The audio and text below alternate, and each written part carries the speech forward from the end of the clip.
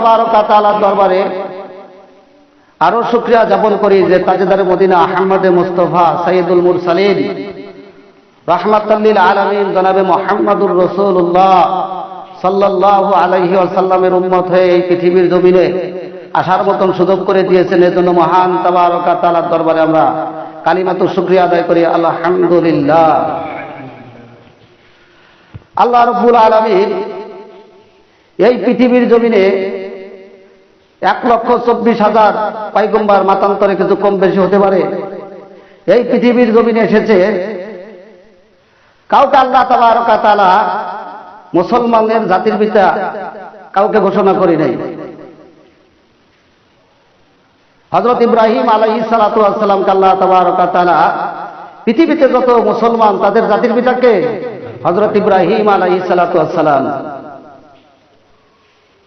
এই যে জাতির পিতা ইব্রাহিম আলাইহিস সালাতু ওয়াস সালাম হইছে কেরে হুদুদি হইছে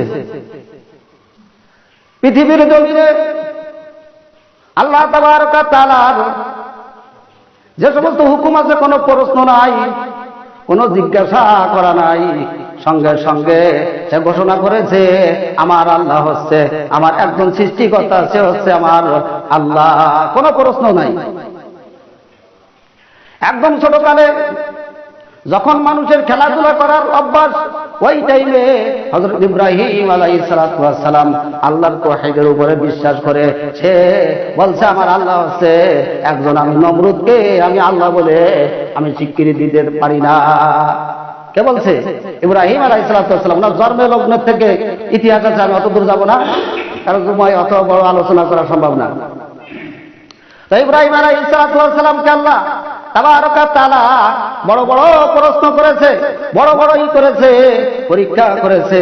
প্রত্যেকটা পরীক্ষায় হযরত ইব্রাহিম আলাইহিস সালাতু ওয়াস সালাম পাস করেছে। কি করছে? পাস করছে। আমাদের একটা দুটি প্রশ্ন, একটা দুটি বিপদ আবার দিলি আমরা কি প্রথম চটেই ফেলি। এমন এমন পরীক্ষা করেছে যে আল্লাহ তাবারক ওয়া তাআলা 96 বছরের বয়সের সময়, কত বছর? 96 বছর বয়সের সময় আল্লাহর কাছে চাইতে চাইতে আল্লাহ তাবারক ওয়া তাআলা একটি সন্তান দিয়েছে, যার নাম রাখছে ইসমাঈল। কি রাখছে? ইসমাঈল। হযরত ইব্রাহিম আলাইহিস সালাতু ওয়াস সালাম উনি দোয়া করেছে, আল্লাহ আমার একটা সন্তান দেন, আমার কামাই খাওয়ার কোনো আশা নাই, আমি যে নবী, আমার কামাই খাওয়ার আশা নাই, আমার একে মাটি দেবে, আমার জানাজা পড়াবে। এই জন্য উনি বৃদ্ধ বয়সও কি একটা ছেলের সন্তানের কি সে আবদার করছে আল্লাহর কাছে। আল্লাহ তাবারক ওয়া তাআলা ওনাকে একটা সন্তান দিয়েছে, সন্তানের নাম রাখলো কি? ইসমাঈল আলাইহিস সালাম। তাই ইসমাঈল আলাইহিস সালাতু ওয়াস সালাম যখন পৃথিবীতে আসার কিছুদিন পরে ফেরেশতারা বলতেছে, আল্লাহ ইব্রাহিম আলাইহিস সালাতু ওয়াস সালাম বৃদ্ধ বয়সে সন্তান পেয়ে তো হেভি খুশি, সন্তান ছাড়া কিছু বোঝে না। তখন আল্লাহ রাব্বুল আলামিন বলছে, আলামুনা মা লা তা'লামুন, যে আমি যা জানি, আমি যা বুঝি তোমরা তা বোঝো না, আমি তখন ওনাকে পরীক্ষা করব, আমার পয়গম্বরকে আমি পরীক্ষা করব। যখন পরীক্ষা করছে আল্লাহ তাবারক ওয়া তাআলা বলতেছে যে তোমার এই সন্তান নিয়ে তোমার বনবাসে যাইতে হবে, সাথে কেউই নাই, শুধু ইব্রাহিম আলাইহিস সালাতু ওয়াস সালাম, ইসমাঈল আর তার আম্মা হাজেরা। যখন যাইতে যাইতে যাইতে যাইতে যাইতে যাইতে এই বর্তমানে যেখানে হজ করতে যে প্রথম এই যে আমরা যে পানিটা আনি, আবে জমজমে যে পানিটা আনি, ঠিক ওই জায়গাটাই আছে কি ওখানে উটের মানে উট ওই জায়গা বাঁধছে। বান্ধার পরে হযরত ইব্রাহিম আলাইহিস সালাতু ওয়াস সালাম আবার রওনা দিয়েছে। হাজেরা বলতেছে যে আপনি কি চলে যাইতেছেন? আমি চলে যাইতেছি, এখানে তোমাদেরকে রেখে গেলাম। তখন মা হাজেরা আলাইহিস সালাতু ওয়াস সালাম বলতেছে, এটা কি আপনার খামখেয়ালিতে করলেন না আল্লাহর হুকুমে হইয়া হলো? তখন বলতেছে, না, এটা আল্লাহর হুকুমই হইছে, আমি আল্লাহর হুকুম ছাড়া করুন কি আমি করি না। তখন হযরত মা হাজেরা আলাইহিস সালাতু ওয়াস সালাম তখন বলছে, আল্লাহর হুকুমই যদি হয় তা আল্লাহই আমাদের দেখাশোনার সব দায়িত্ব আল্লাহর হাতেই আছে, আল্লাহ আমাদেরকে মারবে না। যাও, ওই জায়গা অনেক কষ্ট করলো, ইসমাঈল আলাইহিস সালাতু ওয়াস সালামকে নিয়ে তার পানির ব্যবস্থা হলো, অনেক লম্বা চড়া ঘটনা, মূলা জায়গা যাব। এভাবে আস্তে আস্তে আস্তে আস্তে যখন বড় হলো, 10-12 বছর যখন বড় হলো, তখন আবার পিতা পুত্রের সাথে আবার কি সাক্ষাৎ হয়েছে। এখন আল্লাহ রাব্বুল আলামিন আর একটা পরীক্ষা আবার দেবে। তখন বলতেছে যে ইব্রাহিম তুমি আল্লাহর রাস্তায় কুরবানি করো। যখন স্বপ্নে দেখছে, নবীদের স্বপ্ন হলো ওহী, আর আমাদের মতন মানুষের 1 লক্ষ স্বপ্ন দিয়ে ইসলামের একটা দলিল চলে না। আল কাশফু ওয়াল ইলহাম লাইসা বিহুজ্জাতুন, যে আমাদের মতন সাধারণ মানুষের 1 লক্ষ স্বপ্ন দিয়ে একটা ইসলামের দলিল চলে না। আর তাকে স্বপ্ন মানে ওহী, তাকে স্বপ্ন যেটা দেখতো সেটি বাস্তবে হতো। তখন ইব্রাহিম আলাইহিস সালাতু ওয়াস সালাম স্বপ্নে দেখছে যে আল্লাহ রাব্বুল আলামিন বলতেছে যে আল্লাহর রাস্তায় কি উৎসর্গ করো।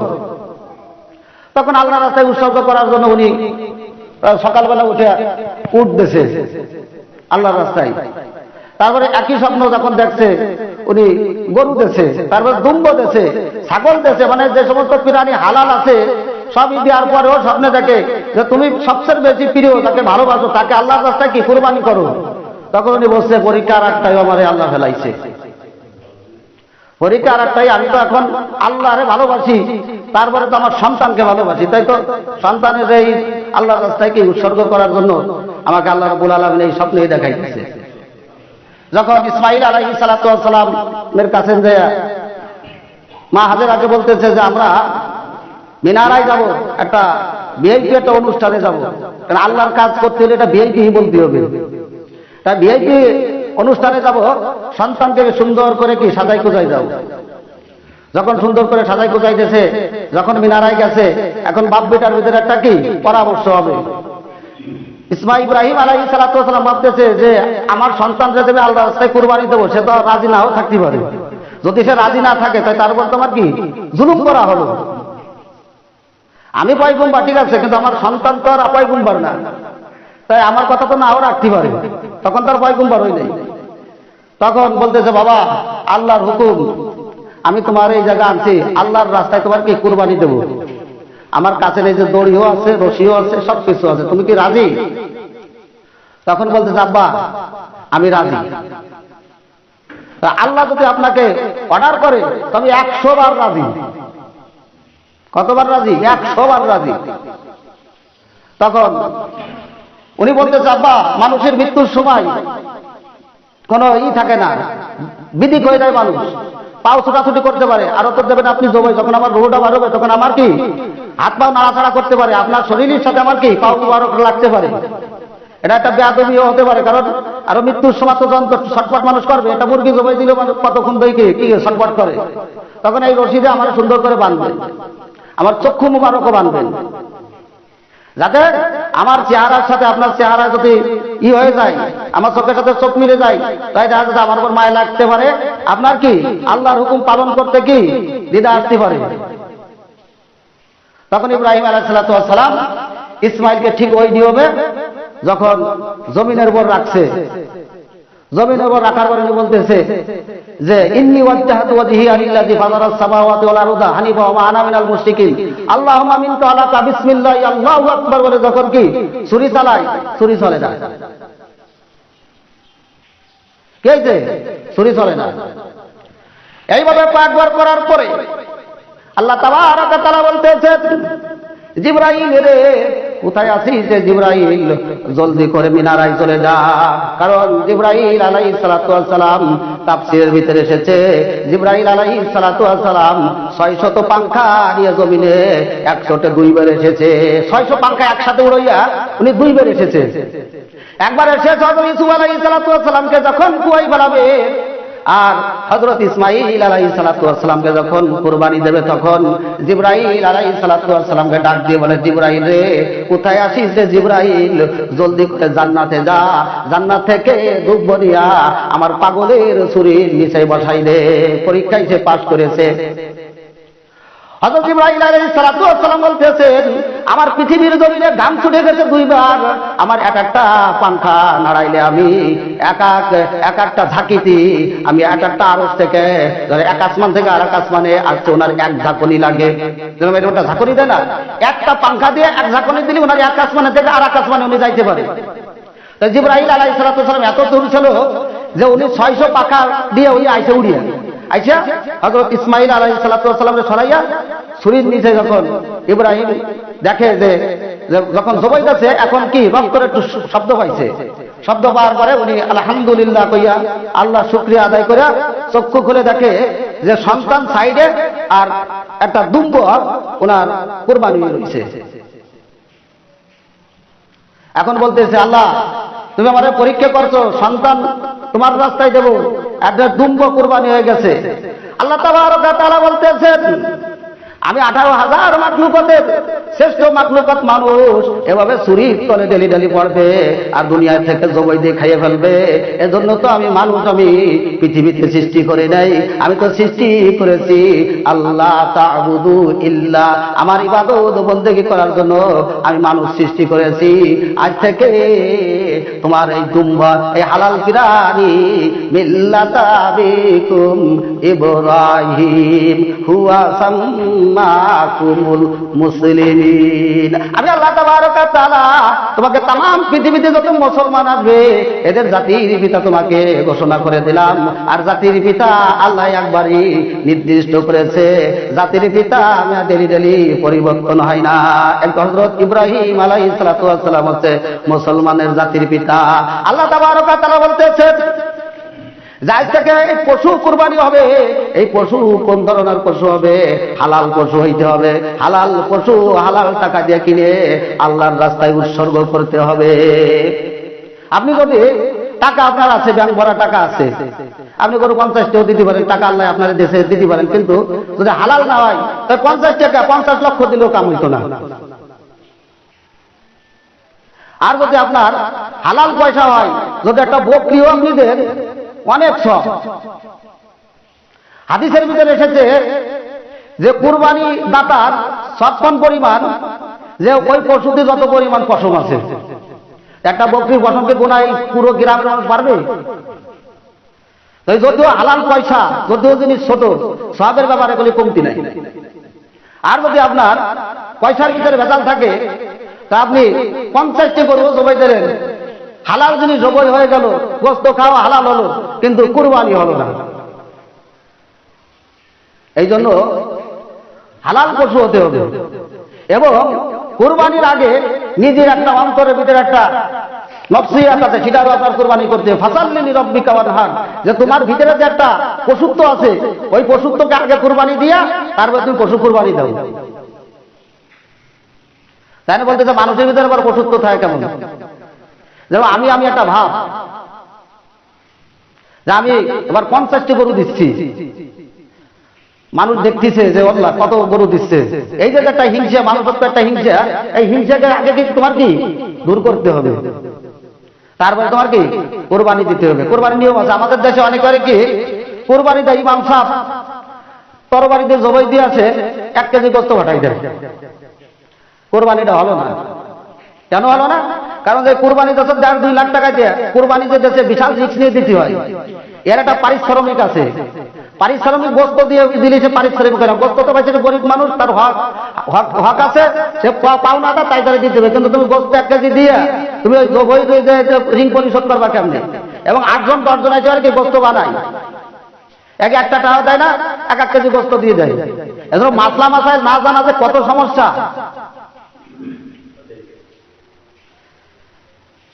আমি এই এলাকায় গরু অনেক করে জবাই দিছি, আমি তো নিজে ছোট করে ব্যাপারে দিই। আমি আজ পর্যন্ত গোশত পাই না। ইমাম সাহেব আমরা পাই, হুজুর আপনি যদি জবাই দেন তা আমি তো টাকাও পাই না, কিছুই পাই না। আমি কিন্তু টাকা যদি আমার দেয় আপনারা দিতে পারেন, তা আমারই দিতে দেয় না, তা আপনারা দেবো করতে। হ্যাঁ তাই না? কিন্তু এটা কি দেওয়া উচিত, কারণ এটা একটা পারিশ্রমিক,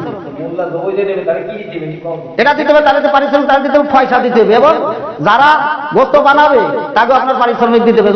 যদি সে গোশত না দেন সেটাতে আপনার ব্যাপার, কিন্তু তার পারিশ্রমিক পয়সা দিতে হবে, তার কিষেনের মূল্য দিতে হবে, তাহলে আপনার কোরবানি হবে না। এই সমস্ত জিনিসকে আমাদের জানতে হবে। না জানি না, এতদিন এক করছি, আল্লাহ কবুল করলে করতে পারে, কিন্তু জানার পরে যদি আপনি না মানেন তা সেটা তো হয় না। এই জন্য এই যে শেখ সাদি রহমতুল্লাহ আলাইহি, উনি একটা ঘটনা লাগছে ফার্সিতে, যে 2টি আছে গরু, একটা গৃহস্থের গরু আর একটা আছে ছাড়া গরু, মানে জঙ্গলে যে গরুতে 2 গরুর ভিতরে বন্ধুত্ব হয়েছে। বন্ধুত্ব হওয়ার পরে এখন 2 গরু গেছে নদীর কূলে, যার পরে থেকে নদীতে কুমির বেশি রয়েছে। এখন ওই যে জঙ্গলের যে গরু সে কথা ওটা কুমির, আর গৃহস্থের গরু কথা ওটা হলো খাটিয়া। এনে যে গৃহস্থের গরু যে খাটিয়ে কইছে সেও জানে যে এটা কুমির, এনে দুইজনের নিয়ে টান দিছে। ওর মানে যে কুমিরি খাটিয়ে বানাবে ওর নিয়ে যতক্ষণ টানার কাম টানবে, কিন্তু ওই কুমিরি খাটিয়ে বানাবে। এখন বনের যে গরু সে কাছে ভাই ওটা কুমিরই, কারণ আমি বনের থেকে যেটা অভিজ্ঞতা পাইলাম যে কুমির এইভাবেই থাকে। এখন এটা তুমি কত খাইটিয়া, ঠিক আছে খাইটিয়ে। তখন ওই গৃহস্থর গরু আছে কি ওই খাইটিয়ে ধরতে গেছে, আজকে পানির নিচে নিয়ে গেছে।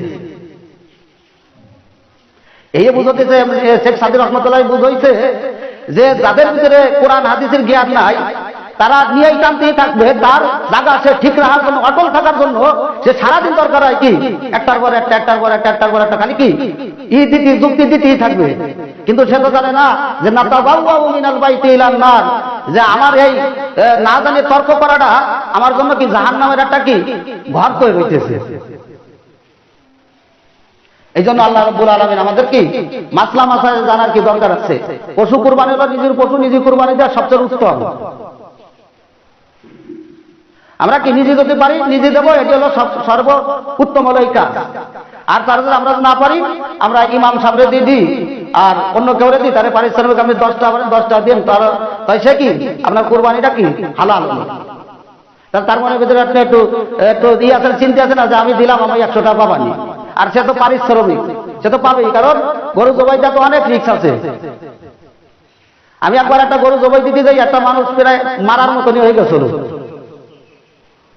গরু না হলো ঠিক দিচ্ছি, যখন আল্লাহ আকবার করে জবাই দেবো তখন গরু দেখতে ঝাঁকি দেওয়ার পরে দেশের সিং ছাড়িয়ে তরবারি ছুটিয়ে দিয়ে আর একজনের এই জায়গা লাগিয়ে 18টা সিলাই। তাই এরকম যদি ওই ছুরিটা যদি ওই 8 না লাগে যদি পল্লাই লাগতো, তত পল্লা পড়ি ছিটিয়ে যেত 10 হাত দূরি। সেই গরু যাইয়া ওয়ালের সাথে এই যে 10 ফিট ওয়াল আছে, সে ওয়ালের সাথে যে মারি দিতে ওয়াল ভাঙিয়ে দিয়ে ওইখানে দিয়ে পড়ছে। তাই একটা পশুরই কম শক্তি মনে করেন নাই। যে কিছুদিন আগে দেখলাম যে রাস্তার মোড়ে এরকম একটা মোড় আছে, এই মোড়ে ধরে একটা সেলুনের দোকান আছে, সেলুনের দোকানটা আটকানি ওই গরু আছে কি সোজা না যে ওই দৌড় দিয়ে সেলুনের শাটার সহ সে ভিতরে ঢুকে গেছে, আবার শাটার নিয়ে বাইরে চলে গেছে। তাই একটা এত শক্তিশালী একটা পশু আপনি কুরবানি দিচ্ছেন, আপনার জন্য কি উৎসর্গ করে দিচ্ছে তার জীবনটা, তাই এটা কি আপনার কি হালাল হতে হবে না? কিয়ামতের ময়দানে আল্লাহ তাআলা যখন এই পশুদেরকে একত্রিত করা হবে তখন বলবে কুন ফায়াকুন, তোমরা মানুষের খেদমতের জন্য তোমাদেরকে সৃষ্টি করেছিলাম, তোমরা কি মানুষের খেদমত করেছো? কয় আল্লাহ মানুষের খেদমত করেছি, আমরা মানুষকে বাছুর দিয়েছি, দুধ দিয়েছি, ডিম দিয়েছি, শেষ পর্যন্ত তারা আমাদেরকে খেয়ে মাটি করে দিয়েছে, কোনো আফসোস নাই, কোনো বিন্দু পরিমাণ আফসোস নাই, কারণ আশরাফুল মাখলুকাত তারা খেয়েছে। কিন্তু আফসোস এক জায়গা, তারা যদি খেয়ে তোমার ইবাদত বন্দেগী না করে, আফসোস শুধু ওই জায়গা যে আমাকে খেয়ে আল্লাহর নিয়ামত খেয়ে শুকরিয়া আদায় করলো না, এই হচ্ছে সবচেয়ে বড় একটি আফসোস। রব্বুল আলামিন কি অপরাধ করেছিলাম আমি?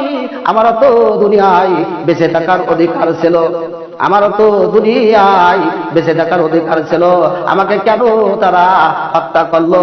এই বিচার না দেওয়া পর্যন্ত আমি মাটি হইতাম না, কারণ আমাকে তার জন্য সৃষ্টি করেছে ঠিক আছে, কিন্তু আমাকে খেয়ে তো শুকরিয়া আদায় করলো না, তোমার ইবাদত করলো না। তারা যতক্ষণ পর্যন্ত এই বিচার না হবে আমি পশু, আমি মাটি হতে পারবো না। এই জন্য কি আপনাকে একটা গাই তার বাছুর বান্ধে দুধ খাইতেছে, কি খাইতেছে, আপনি শুকরিয়া আদায় করলেন না।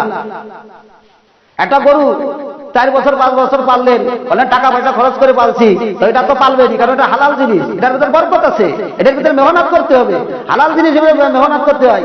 বছরে একটা গরুতে একটা বাচ্চা দেয়, কুত্তরকে 5টা 6টা দেয়। কুত্তো এই এলাকায় কয়টা কুত্তো আছে? আর বাছুরি একটা দেয়, এক বছরে একবারই দেয়, গরু কিন্তু একবার, ছাগলে 2 বার দেয়। তারপরে দেখেন সারা বাংলাদেশে গরু আর গরু, যে গরুগুলো কুরবানি দেওয়ার উপযোগী এই তো ছোট বড় তো আরো আছে, তো কত গরু যে গাবতলি আটে গেলি দেওয়া যায়, ওই বিভিন্ন জায়গা আছে লক্ষ লক্ষ কোটি কোটি গরু।